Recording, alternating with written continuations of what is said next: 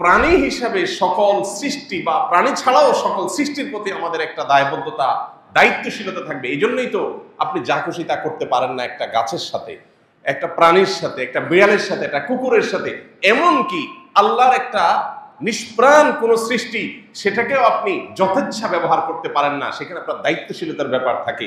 এটা হলো মুসলমানদের স্ট্যান্ড, যেটা নাস্তিক্যবাদীদের স্ট্যান্ডের চাইতে অনেক বেশি যৌক্তিক, অনেক বেশি শক্তিশালী এবং অনেক বেশি লজিক্যাল। আমাদের ওয়ালা বারা সম্পর্কে কারণ হয়তো জ্ঞানের অভাব, কেউ হয়তো সেকুলার পৃথিবীর নানা অপপ্রচারের শিকার হয়ে এ সম্পর্কে ভুল ধারণা করে বসে আছে। তাদের এই ধারণাটি ভাঙা দরকার। যদি তিনি মুমিন হয়ে এই পৃথিবীতে বেঁচে থাকতে চান, যদি তিনি মুসলমান হতে চান, তাহলে তার এই ধারণা ভাঙতে হবে, ভুলটা ভাঙতে হবে। নবী সাল্লাল্লাহু আলাইহি সাল্লামের প্রসিদ্ধ হাদিসগুলোর মধ্যে থেকে একটি, মান আহাব্বা লিল্লাহ, যে ব্যক্তির ভালোবাসা হবে আল্লাহর খাতিরে, ওয়া আবগাদা লিল্লাহ, আর যে ব্যক্তি কাউকে অপছন্দ করবে, কারোর প্রতি শত্রুতা পোষণ করতে হলে সেটা করবে, সেটাও আল্লাহর খাতিরেই। ওয়া আতা লিল্লাহ, যে ব্যক্তি কাউকে কিছু দিবে সেটা আল্লাহকে খুশি করার জন্যই দিবে, আল্লাহর কারণেই দিবে। ওয়া মানা আলিল্লাহ, কাউকে কিছু দিবে না, সেটাও আল্লাহর জন্যই দেওয়া থেকে বিরত থাকবে। এই লেভেলটাতে যদি কেউ যেতে পারে, ফাকাদ ইসতাকমালাল ঈমান, এই ব্যক্তি তার ঈমানকে পরিপূর্ণ করে ফেলেছে। এই ব্যক্তি ঈমানদার হিসাবে পরিপূর্ণ হতে পেরেছে যদি কেউ এই লেভেল পর্যন্ত যেতে পারে। আল্লাহ সুবহানাহু ওয়া তাআলা আমাদেরকে এই লেভেলের ঈমানদার হওয়ার তৌফিক দান করুন। আমিন। এই হাদিসটি ইসলামী আকীদা, ইসলামী বিশ্বাসের একটা গুরুত্বপূর্ণ ভিত্তি, আর সেটি হলো আল ওয়ারা ও আল বারা, আল্লাহর জন্য ভালোবাসা এবং আল্লাহর জন্য বৈরিতা। এটা ঈমানের গুরুত্বপূর্ণ একটা পার্ট, ঈমানের গুরুত্বপূর্ণ একটা অংশ। এর সাথে ঈমানের সম্পর্ক অত্যন্ত সুগভীর এবং সুনিবিড়। আজ নানা মুখরোচক স্লোগানে আমরা অনেকে ঈমানের গুরুত্বপূর্ণ এই বিষয়টাকে ভুলে বসেছি, অনেকে ভুল বুঝে বসে আছে। অনেকে হয়তো দিন সম্পর্কে খুব ভালো জানাশোনা না থাকার কারণে এ সম্পর্কে আমরা জানিই না যে ওয়ালা এবং বারা জিনিসটা আবার কি। এই যে আমাদের ওয়ালা বারা সম্পর্কে কারণ হয়তো জ্ঞানের অভাব, কেউ হয়তো সেকুলার পৃথিবীর নানা অপপ্রচারের শিকার হয়ে এ সম্পর্কে ভুল ধারণা করে বসে আছে। তাদের এই ধারণাটি ভাঙা দরকার। যদি তিনি মুমিন হয়ে এই পৃথিবীতে বেঁচে থাকতে চান, যদি তিনি মুসলমান হতে চান, তাহলে তার এই ধারণা ভাঙতে হবে, ভুলটা ভাঙতে হবে। আমাদের এই পৃথিবীতে এখন খুব মুখরোচক একটা স্লোগান হলো উদার হও, যেটা শুনতে খুব ভালো শোনা যায়। এই স্লোগানটা আপনি দেখবেন ইসলাম এবং মুসলমানদের প্রতি যারা বিদ্বেষ পোষণ করে, শত্রুতা যাদের অন্তরে লালন করে, সেই মানুষগুলো এই স্লোগানটা একটু বেশি বেশি বলে যে আমাদেরকে উদার হতে হবে, আমাদেরকে ব্রড হতে হবে। এ সম্পর্কে আলী রাদিয়াল্লাহু তাআলা সে উক্তিটা খুব জুৎসই মন্তব্য মনে হয়। কালিমাতু হাক্কিন উরিদা বিহাল বাতিল, কথা সত্য মতলব খারাপ। উদার হতে হবে ঠিক, কিন্তু আসলে তারা আমাদেরকে, অর্থাৎ মুসলমানদেরকে উদার হওয়ার কথা বলে যেই জায়গাটা নিতে চায়, সেটা আমাদের কাঙ্ক্ষিত জায়গা আসলে না, সেটা আমাদের প্রত্যাশিত জায়গা না, সেখানে আমরা আসলে যেতে চাচ্ছি না। নিজের অজান্তে সেই জায়গাটা হয়তো আমি চলে যাচ্ছি। আল্লাহর জন্য ভালোবাসা, আল্লাহর জন্য বৈরিতা, এই বিষয়টাকে আজ আমাদের মুসলমানদের মধ্যে অনেকে, অর্থাৎ সো কল্ড বা নামধারী মুসলমানদের মধ্যে অনেকে মনে করে এটা একটা সীমাবদ্ধতা, সংকীর্ণতা। যেমন আপনারা খুব চমকপ্রদ কিছু কথা শুনতে পারেন, ভিতরে একটা হলো সবার উপর মানুষ সত্য, তাহার উপর নাই। মানবিকতা, মানবিক মূল্যবোধ, এই বিষয়গুলোকে সবচেয়ে বড় করে দেখা। মানুষকে মানুষ হিসাবে দেখেন, ধর্মের বিচারে দেখেন না। শুনতে খুব সুন্দর শোনা যায় না? বাহ, কত উদার, কত ব্রড। মানুষকে মানুষ হিসাবে দেখার চেষ্টা করেন, ধর্মের বিচারে দেখার চেষ্টা করেন না। তার মানে আপনি ধর্মের যে গণ্ডি, এটার ঊর্ধ্বে উঠে গেলেন। সুবহানাল্লাহ, ধর্মের গণ্ডি থেকে ঊর্ধ্বে উঠে গেলেন। কোরআন এবং হাদিস বলছে ভালোবাসা হবে আল্লাহর খাতিরে। একজন মানুষ আল্লাহর প্রতি ঈমান আনছে, তাকে আমি ভালোবাসবো, আমার ভালোবাসাটা তার জন্য হবে আল্লাহর খাতিরে, বিকজ তিনি আল্লাহর প্রতি বিশ্বাসী, তিনি আমার লোক, আমি তার লোক, আমরা একে অন্যের অভিভাবক। কোরআনে বারবার যে কথাটি আল্লাহ বলেছে, ঈমানদাররা পরস্পর পরস্পরের অভিভাবক, ঈমানদাররা পরস্পর পরস্পরের বন্ধু, আপন। একজন মানুষ আফ্রিকায় বসবাস করতে পারেন, আমেরিকায় বসবাস করতে পারেন, কিন্তু তিনি যখন আল্লাহর প্রতি বিশ্বাসী হবেন, তখন তার সাথে আমার একটা বন্ধনের কারণে আলাদা একটা ভালোবাসা তৈরি হয়ে যাবে। আর কোনো মানুষ আমার সাথেই হতে থাকেন, কিন্তু তিনি আল্লাহ বা তার রাসূলের প্রতি বিশ্বাস রাখেন না, বরং ইসলাম মুসলমানদের প্রতি বিদ্বেষ লালন করেন, এই লোকটাকে আমি অপছন্দ করব আল্লাহর খাতিরে। হতে পারে সে আমার পরিবারের সদস্য, হতে পারে রক্ত সম্পর্কেও কেউ, কিন্তু তাকে যে অপছন্দ করব সেটা কাজ খাতিরে, আল্লাহর খাতিরে। ঠিক যেমন আমরা রাজনৈতিক বিবেচনায়, দলীয় বিবেচনায় একে অন্যকে ভালোবাসি বা বিদ্বেষ পোষণ করি। যিনি যেই দল করেন, ওই দলের নেতা কর্মী, সমর্থক, অনুসারী সবাইকে তার ভালো লাগে, আর প্রতিপক্ষ দলের সবাইকে তার কাছে খারাপ লাগে। এখানে ভালোবাসার মানদণ্ড কি? দলীয় আনুগত্য বা দলের প্রতি ভালোবাসা। মানুষের বিভিন্ন বিষয়কে কেন্দ্র করে ভালোবাসা হতে পারে। যেমন আমরা যখন দূর দেশে যাই, যখন শুনি আমার দেশি বাংলাদেশি ভাই, তখন একটা টান অনুভব করি, এগুলো প্রকৃতিগত। যখন আমরা দেখি কোথাও গিয়ে একজন মানুষ বাংলায় কথা বলছেন, দূর দেশে যেখানে বাংলায় কথা বলা লোক নাই, তখন আমরা একটা টান অনুভব করি যে আমার ভাষাভাষী। এগুলো সবই প্রকৃতিগত এবং এগুলো কোনো দোষণীয় বিষয় না, এগুলো স্বাভাবিক। কিন্তু আমি বলছি, আইডিওলজিক্যাল জায়গা থেকে মানুষের ভালোবাসার একটা মানদণ্ড থাকতে হয়। যদি বলেন যে না আমি এসব মানদণ্ডের ঊর্ধ্বে, তাহলে আপনি ঈমানের গণ্ডির বাইরে, ঈমানের গণ্ডির বাইরে। আমরা যেটাকে অনেক ক্ষেত্রে উদারতা মনে করি, সেটা মূলত উদাসীনতা। আমরা যেটাকে মনে করি ধর্মীয় উদারতা, কোনো কোনো ক্ষেত্রে সেটা ধর্মের বেলায় উদাসীনতা। বেশ কিছুদিন আগেই একজন বড় ক্রীড়া তারকা, ক্রীড়া জগতের তারকা, ভিনদেশী, ইংলিশে তার একটা টিভি সাক্ষাৎকার, এটা কোনোভাবে শোনার সুযোগ হয়েছে এবং এটাকে অনুবাদ করে আমরা আমাদের ফেসবুক পেজে প্রচারও করেছি। আমার যতটুকু মনে পড়ে, সাবটাইটেল দিয়ে বাংলায় ওটা আমরা প্রচার করেছি। ভদ্রলোক চমৎকার একটা কথা বলেছেন। উনি তখন অমুসলিম ছিলেন, সম্ভবত খ্রিস্টান ছিলেন। তিনি একটা কথা বলেছিলেন যে ধর্মগুলো যদি শেয়ার বাজারে উঠে এবং এগুলো যদি দর ঠিক করা হয়, তো আমি একজন খ্রিস্টান হলেও ইসলাম ধর্মের শেয়ার আমি কিনব। কেন কিনবেন? উনি বলছেন আমি বাজি ধরে বলতে পারি পৃথিবীতে টিকলে শুধু এটাই টিকবে, আর বাকিগুলো টিকবে না। এবং তিনি অনেকগুলো কথা বলেছেন, বলেন যে আমরা আমাদের পশ্চিমা পৃথিবীতে মেয়েদেরকে উদারতা, স্বাধীনতার নাম দিয়ে যা দিয়েছি, তাতে মেয়েরা ক্ষতিগ্রস্ত হয়েছে, আমরা ক্ষতিগ্রস্ত হয়েছি, ছেলেরাও সবাই ক্ষতিগ্রস্ত হয়েছে। তিনি উদাহরণ টেনে বলছেন যে আপনি যদি সৌদি আরবে যান, তো দেখবেন একজন মেয়ের 8টা 10টা 12টা বাচ্চা। এতগুলো বাচ্চা সামলানোর পরে সে খুব হ্যাপি, তার কোনো দুঃখ নেই। সে এটা বলতেছে না যে আমার স্বামীর সেবা, এতগুলো বাচ্চার খেদমত, এরপরে সংসার, আত্মীয় স্বজন, আমি আর পারতেছি না।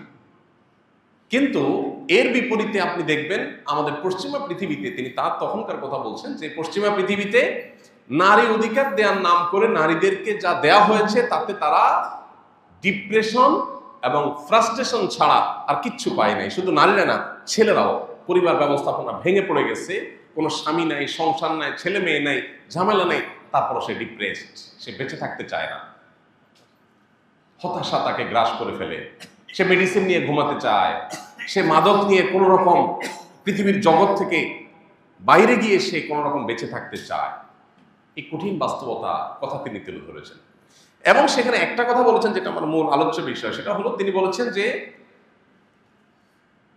If you tolerate for everything you are stand for nothing.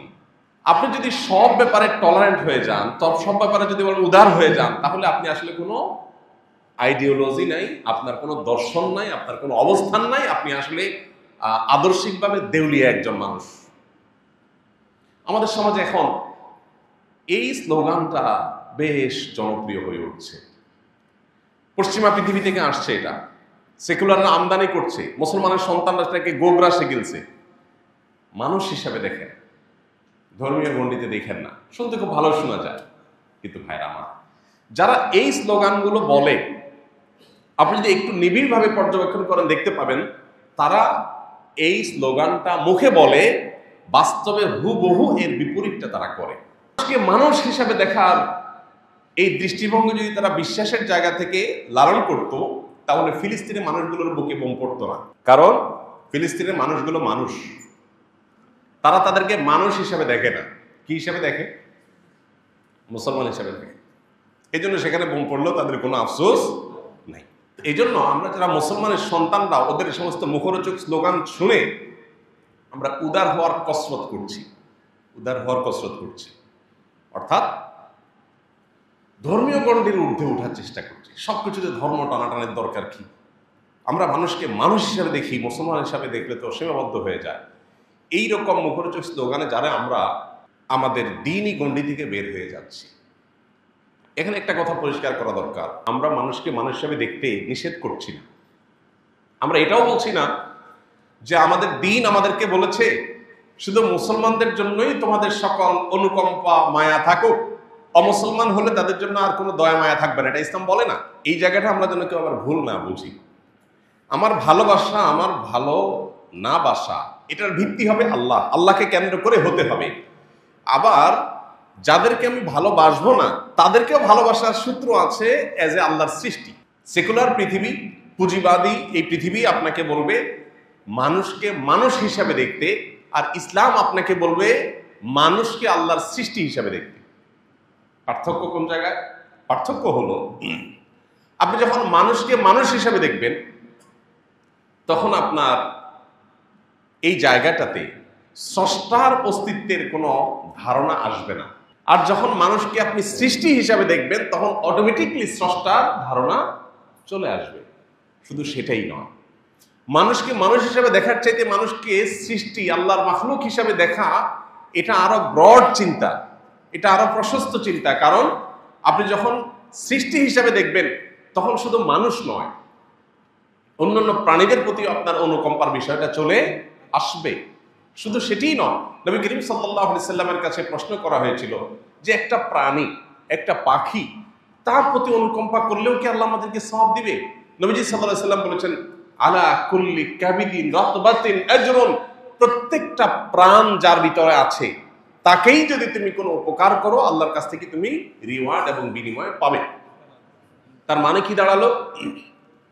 ইসলাম আমাদেরকে শুধুমাত্র মানবিক দৃষ্টিকোণ থেকেই দেখতে বলে না, মানবিক দৃষ্টিকোণ থেকে আমরা দেখবই মানুষ হিসাবে মুসলিম অমুসলিমদের প্রতি আমাদের আন্তরিকতা, সৌহার্দ্য, সহমর্মিতা, ভালোবাসা থাকবে।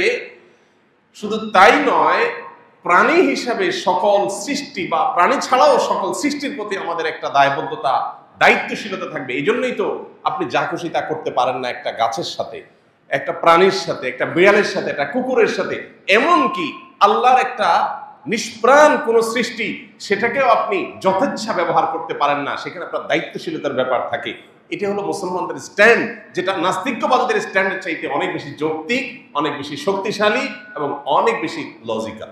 আজ এই মুখরোচক স্লোগানের চোরা বালিতে আমরা অনেকে হারিয়ে যাচ্ছি। আমরা আমাদের ইমানের জন্য, ইমানের খাতিরে ভালোবাসা এবং বৈরিতার জায়গাটা থেকে আমরা সরে গিয়ে আমরা মূলত আমাদের দিন এবং ইমানের ব্যাপারে উদাসীন হয়ে যাচ্ছি। আর যার ফলশ্রুতিতে কুফরির কাছাকাছি আমরা চলে যাচ্ছি নিজের অজান্তে। আপনি অতি উদার হয়ে কুফরির কাছাকাছি চলে যাবেন। আমরা আমাদের পরিবারের সদস্যদেরকে ভালোবাসি এবং এই ভালোবাসাটা অন্য কারোর জন্য আমরা রাখি না। এর মানে এই না যে আমরা অন্যদেরকে ঘৃণা করি, কিন্তু আমার ভালোবাসার একটা ভিত্তি হলো আমার পারিবারিক বন্ধন। আমি আমার বাপ মা, ভাই বোন, ছেলে মেয়ে, স্বামী স্ত্রী, পরস্পরকে আমরা যে ভালোবাসাটা দিই, এটা আরেকজনকে দেই না। ঠিক একইভাবে ইমানের খাতিরে আমার একটা ভালোবাসা হবে, এটা রিজার্ভ ফর মুমিনিন, এটা অন্য কারোর জন্য আর হবে না। আমি অন্য ধর্মের মানুষকে ভালোবাসবো মানুষ হিসাবে, সন্দেহাতীত ভাবে, কিন্তু তিনি আল্লাহর প্রতি অবিশ্বাসী, আখিরাতের প্রতি অবিশ্বাসী, সেই জায়গা থেকে আমি অবশ্যই তার সাথে আমার একটা দ্বিমতের জায়গা থাকবে, একটা দেয়াল প্রাচীর থাকবে। অর্থাৎ ভালোবাসার পাশাপাশি তার সাথে আমার একটা মতের ভিন্নতা, আদর্শগত ভিন্নতার কারণে আমি যে আল্লাহর একত্ববাদ বিশ্বাস করি, তিনি সে আল্লাহর সাথে শিরক করেন, যেটা আল্লাহ সবচেয়ে বেশি অপছন্দ করেন, সেই খাতিরে, সেই কারণে তার প্রতি আমার অপছন্দ, তার আদর্শের প্রতি আমার অপছন্দ লাগা, সেটাও এখানে থাকতে হবে। এখানে আরেকটা মুখরোচক স্লোগান আছে, খুবই হাস্যকর। সেটা হলো সিনেমার ডায়ালগ, পাপকে ঘৃণা করো, পাপীকে না। এটা শুনতে খুব ভালো শোনা যায়, কিন্তু একটা অবাস্তব এবং অযৌক্তিক একটা কথা। কেউ যখন অপরাধ করে তখন অবশ্যই তার অপরাধের মাত্রা অনুপাতে তার প্রতি আপনার ঘৃণা বাই ডিফল্ট আসবে, আসাটা যৌক্তিক এবং স্বাভাবিক। ভাইরা আমার, আল্লাহর জন্য ভালোবাসা, আল্লাহর জন্য বৈরিতা, এটার যদি সর্বোচ্চ লেভেলে কেউ পৌঁছাতে পারে, তিনি ইমানদার হিসেবে পরিপূর্ণ হয়ে যাবেন। আর যদি উদারতার, তথাকথিত উদারতার চোরাবালিতে হারিয়ে গিয়ে আমি আমার ইমানই ভালোবাসা, হুব লিল্লাহ বুগজ লিল্লাহ, আল্লাহর জন্য ভালোবাসা, আল্লাহর জন্য বৈরিতা, এইটাকে যদি আমি এস্টাবলিশ করতে না পারি, তাহলে আমি ভালো মুসলমান কখনোই হতে পারবো না। এই জিনিসটা প্রকাশ কিভাবে ঘটবে? আল্লাহর জন্য ভালোবাসি, আল্লাহর জন্য ভালো না বাসি, প্রকাশ কিভাবে ঘটবে? ওই যে হাদিসে আসছে পরের অংশে, ও আতালিল্লাহ ওয়া মানা আলিল্লাহ। আপনি একটা জায়গায় একটা লোককে টাকা দিয়েছেন, কেন দিয়েছেন? কারণ তিনি একটা ভালো কাজ করবেন, যাতে আল্লাহ খুশি হবেন। আরেক জায়গায় টাকা দেওয়ার অপশন আছে, বাট আপনি দিচ্ছেন না কেন? কারণ এখানে দিলে আল্লাহ নাখোশ হবেন, অসন্তুষ্ট হবেন, সেজন্য আপনি দিলেন না। আপনি কাউকে ভালোবাসতেন কেন?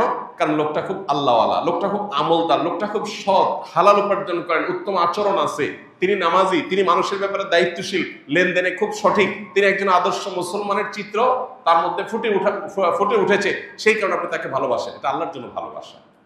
আরেকটা লোক, সে হয়তো আপনার কাছের লোক, কিন্তু লোকটা খারাপ, এজ এ মুসলমান সে ভালো মুসলমান হতে পারে নাই, অথবা আল্লাহ প্রতি বিশ্বাসী না, আল্লাহর অনুগত না, আল্লাহ রসুলের সুন্নাহর অনুসারী না, সেই কারণে আপনি তাকে পছন্দ করেন না। এটা আল্লাহর জন্য অপছন্দ করেন। এই বিষয়টাকে আরেকটা হাদিসে নবী সাল্লাল্লাহু আলাইহি সাল্লাম আরো চমৎকার ভাবে তুলে ধরেছেন।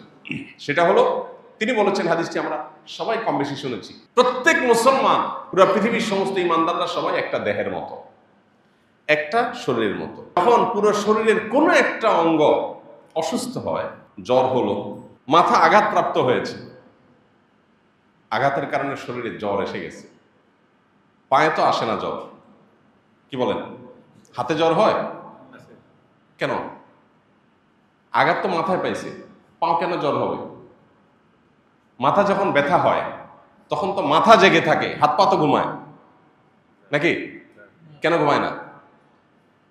কারণ দেহের প্রত্যেকটা অঙ্গ প্রত্যঙ্গ একে অন্যকে এতটা অনুভব করে, বা একটার সাথে আরেকটার নিবিড় সম্পর্কে এতটাই গভীর, যে একটা যখন কষ্ট অনুভব করে, হাত যখন ভাঙে, তখন পুরো শরীর ব্যথা অনুভব করে, কষ্ট অনুভব করে।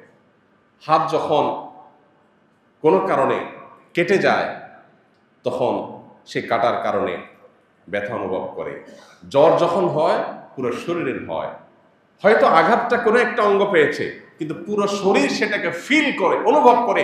নবী সাল্লাল্লাহু আলাইহি ওয়াসাল্লাম বলেছেন, সারা পৃথিবীর মুসলমানরা সবাই মিলে একটা দেহের মতো, এই দেহের কোনো একটা প্রান্ত যখন আক্রান্ত হবে, কষ্টে থাকবে, বিপদে পড়বে, জুলুমের শিকার হবে, তাদের প্রতি আল্লাহর শত্রুদের হামলা হবে, তখন গোটা বিশ্বের মুসলমানরা সেটাকে ফিল করতে হবে, যদি সে মুসলমান হয়ে থাকে। আপনি মুসলমান কিনা, এটা একটা টেস্ট, এটা একটা পরীক্ষা, যে পৃথিবীর কোন প্রান্তের মুসলমানের কষ্টে আপনি কষ্ট ফিল করেন কিনা। আর যদি মনে করেন যে না, আমি তো ভালো আছি, আপনি বরং মজা নেন, তাহলে সেক্ষেত্রে আপনি নিজেকে মুসলমান হিসাবে দাবি করতে পারেন না। প্রিয় ভাইরা আমার, এই বিষয়টা আজ বড় অভাব চলছে।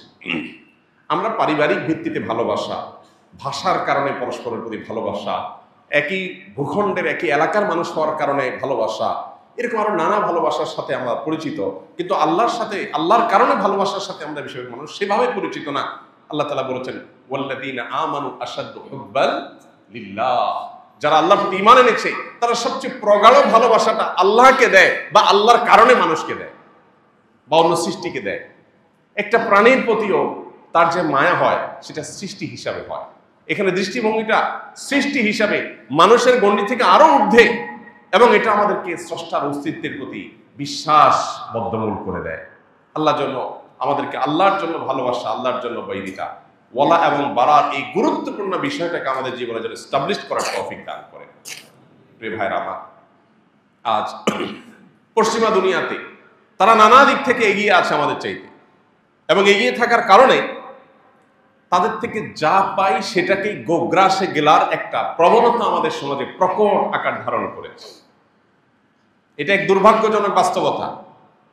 আমাদের শিক্ষিত তরুণরা, শিক্ষিত মানুষজন অনেকেই আছেন যে ওদের আমাদের চাইতে জাগতিক জ্ঞান বিজ্ঞানে এগিয়ে থাকা, নানান দিক থেকে এগিয়ে থাকার কারণে ওদের কাছ থেকে যেটাই পাই সেটাই আমরা গোগ্রাসে গেলি, আর ওরাও পরিকল্পনা করে আমাদের সমাজে সেগুলোকে পুশ করার জন্য হাজারটা চেষ্টা করে, শত শত হাজার হাজার কোটি টাকার ফান্ড তারা এই জন্য দেয় যাতে করে মুসলমানদের সমাজ ব্যবস্থাতে এগুলো ঢুকিয়ে দেয়। মনে রাখবেন, কেন আপনাকে ওরা ধর্মীয় গণ্ডি থেকে বের করতে চায়, ঊর্ধ্বে ওঠার কথা বলে, মুখরোচক কথা বলে কেন আপনাকে সে আল্লাহর জন্য ভালোবাসা, বৈরিতা এটার ঊর্ধ্বে ওঠাতে চায় যে তুমি তোমার ধর্মের কারণে কেন ভালোবাসো, মানুষের পর কারণে ভালোবাসো, আরো উপরের গণ্ডিতে ওঠো, কেন চাচ্ছে? তারা মূলত চাচ্ছে আপনাকে আপনার গণ্ডি থেকে বের করতে। কেন বের করতে চায়? কারণ তারা জানে মুসলমানদের শক্তির জায়গায় হলো এটা। গোটা বিশ্বের মুসলমানরা বিভিন্ন ভূখণ্ডে বসবাস করতে পারে, বিভিন্ন ভাষায় কথা বলতে পারে, বিভিন্ন বিষয়ে তাদের মধ্যে ব্যবধানের প্রাচীর থাকতে পারে, কিন্তু ইমানের সুতে সবাই আমরা গাথা একই মালায়, সেই জায়গা থেকে আমরা একে অন্যকে ফিল করব, অনুভব করব, এটা আমাদের অনেক বড় শক্তির জায়গা। এই জায়গাটা যদি আমরা সঠিকভাবে অ্যাড্রেস করতে পারি, এই জিনিসটাকে যদি আমরা সঠিকভাবে ধারণ করতে পারি, তাহলে পৃথিবীতে কেউ আমাদেরকে হারাতে পারবে না। এই জন্য তারা আমাদেরকে এই গণ্ডি থেকে বের করতে চায়। টোপটা দেয় খুব মুখরোচক, আদারটা দেখতে খুব সুন্দর, আমাদেরকে বলে মানুষ হিসাবে দেখেন সবাইকে, সবার উপর আল্লাহ সত্য, তাহার উপরে সবার উপর মানুষ সত্য। মানে আল্লাহ তাআলার গুণবাচক নাম হক, হুয়াল হক, তিনিই সত্য, আল্লাহর অস্তিত্বই চূড়ান্ত, আর কোনটা চূড়ান্ত না, সবই ধ্বংসশীল, শুধু আল্লাহর অস্তিত্বই থাকবে, তিনিই একমাত্র মহাসত্য, আর কেউ না। কিন্তু সেখানে আল্লাহর জায়গায় মানুষকে বসানো হচ্ছে। আমরা চিন্তা করছি তাই তো, আমি মানবিক হচ্ছি, আমি মানবতাবাদী হচ্ছি। স্লোগানগুলো খুব সুন্দর, মানবতাবাদী, মানবিক। যারা এই স্লোগান দেয়, আপনি আপনার বিবেকটাকে উন্মুক্ত করে যদি আপনি দেখেন, আমি আপনাকে চ্যালেঞ্জ করে বলতে পারি, আপনার বিবেক আপনাকে বলবে পৃথিবীতে সবচেয়ে বেশি অমানবিক ওরা। আপনি একটু ডানে বামে খেয়াল করলে দেখবেন ওদের অমানবিকতার হাজারটা চিত্র। ওরা আপনাকে জবাব দিয়ে তার আওতায় আনবে, ওরা কোনো জবাব দিয়ে করবে না। ছোট একটা এক্সাম্পল দিই। আমরা কে না জানি কোন ব্যক্তিকে দোষী হিসাবে অভিযুক্ত করেই তাকে শাস্তি দেওয়া যাবে না যতক্ষণ পর্যন্ত সেটা প্রমাণ না হয়। এটা আমরা জানি না মোটামুটি সবাই। আমরা এটাকে এখন আরো সুন্দর করে বলি মব জাস্টিস, আইন হাতে তুলে নেওয়া। এগুলো কি ভালো না খারাপ? খারাপ। এই খারাপ পৃথিবীর সব সমাজই তো বলে নাকি? এবং যারা এগুলো বেশি বেশি বলে তাদের চরিত্রটা যদি আপনি দেখেন, ইরাকে হামলা করেছে কি অভিযোগে? সেখানে এমন কিছু অস্ত্র আছে যেগুলো মানবতার জন্য হুমকির। সেই অস্ত্র তাদের নিজেদের কাছে আছে, বাট তাদের কাছে আছে, এটা থাকতে পারে না, এই জন্য হামলা করছে। ওকে, হামলা করে একটা দেশ, একটা জাতি তছনছ করে শেষ করে দেওয়া হয়েছে, হাজার হাজার মানুষ হত্যা করা হয়েছে, হাজার হাজার নারী বিধবা হয়েছে, শিশু এতিম হয়েছে। শেষে সে অস্ত্র কি পাওয়া গেছে? যায়। তাহলে এই যে একটা ভুল আক্রমণ, প্রথমত আপনি কাউকে অভিযুক্ত করেই তাকে হামলা করছেন প্রমাণ হওয়ার আগে, এটা মব জাস্টিস। আপনি যখন একজন মানুষকে রাস্তায় চোর সন্দেহে ধরে তাকে গণপিটুনি দিয়ে মেরে ফেলবেন, এটা মব জাস্টিস। এটাকে আপনি খারাপ করেন, আমিও খারাপ বলি।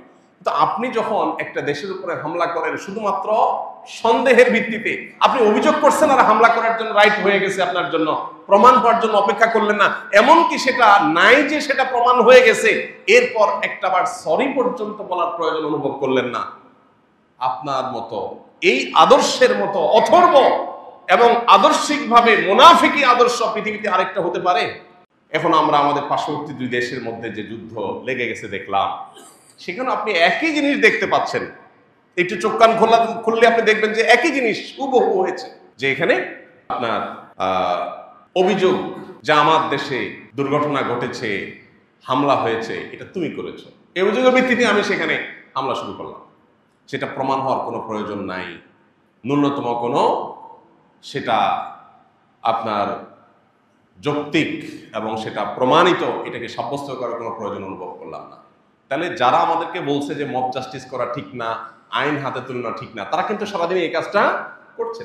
এরকম আপনাকে অন্তত 10টা এক্সাম্পল দেওয়া যাবে, যে এক্সাম্পলগুলো দেখে আপনার বিবেক আপনাকে বলবে পৃথিবীতে সবচেয়ে বড় ভণ্ড, সবচেয়ে বড় প্রতারক ওরা, যারা সারাদিন আমাদেরকে মানবিক হওয়ার, মানবতাবাদী হওয়ার সবক শোনায়। ইসলামের চাইতে বড় মানবতাবাদিতা, ইসলামের চাইতে বড় মানবিকতা, ইসলামের চাইতে বড় সৃষ্টির প্রতি সহনশীলতা অন্য কোনো জীবন দর্শনের নাই। যেগুলো আছে সেগুলো মুখরোচক এবং বাহ্যিক দৃষ্টিকোণ থেকে ভেতরে অন্তঃসার শূন্য। আমাদের অনেক মুসলমানের সন্তানরা এখনো নিজেদের অবস্থানটাকে তারা পরিষ্কার করতে পারেন নাই। তারা এখনো আজকের এই বিশ্ব পরিস্থিতিকে বিবেচনা করে, মূল্যায়ন করে কোনটা সঠিক কোনটা বেঠিক সেটা ধরতে পারেন নাই। দেখবেন যে অনেক মুসলমানের সন্তান মুসলমানদেরকে দোষে এবং মুসলমানদের শত্রুদেরকে আপন মনে করে ওরা অনেক শান্তিকামী। মুখরোচক আরেক শব্দ, শান্তিকামী। সবচেয়ে বেশি অশান্তি যারা করেছে তারা নাকি শান্তিকামী।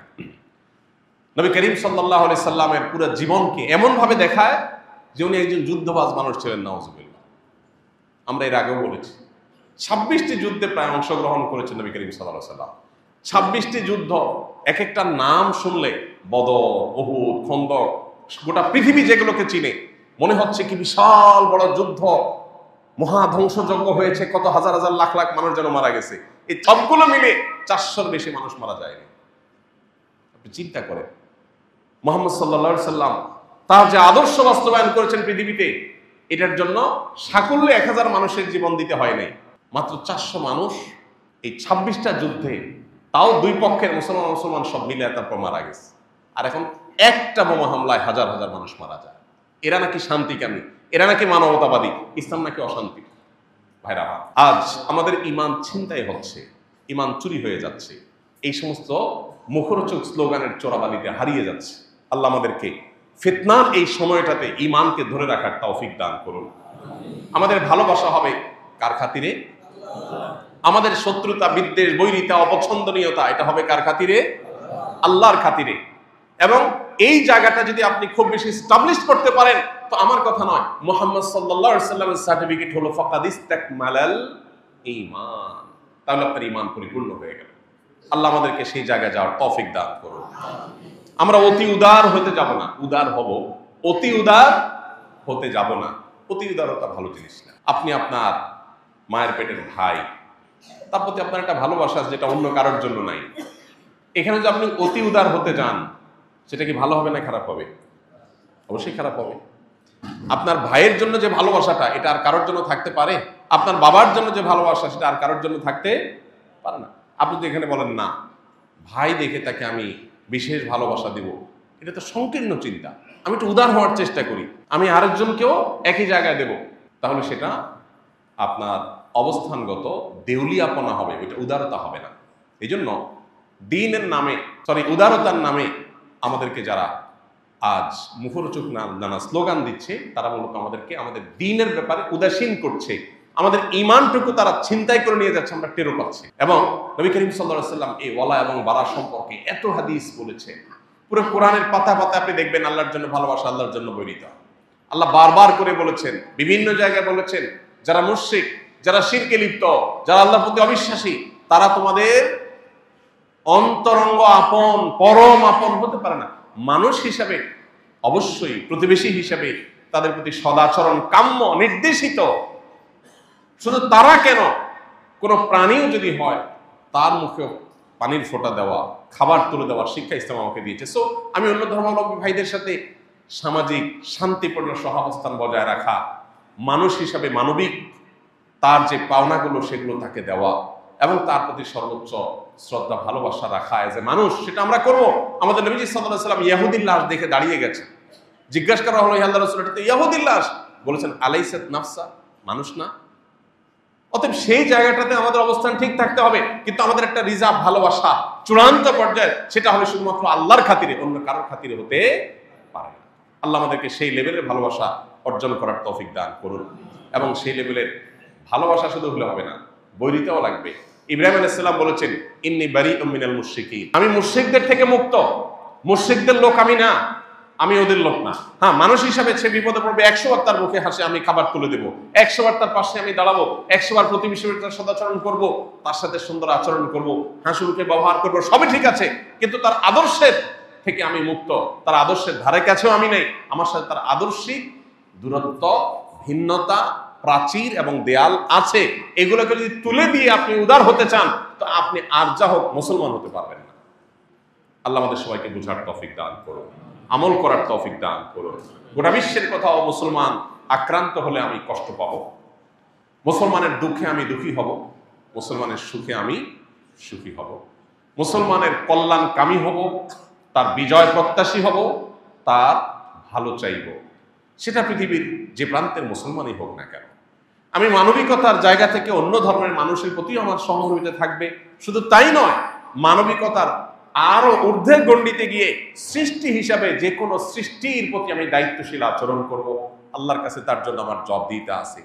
এই জায়গাটা আমাকে আমাকে উন্নত চরিত্রের যেই লেভেলে নিয়ে যাবে, তথাকথিত শুধু মানবিক যে স্তর বা লেয়ার, এই মানবিকতার লেয়ারে যে আমরা ততদূর যেতে পারবো না।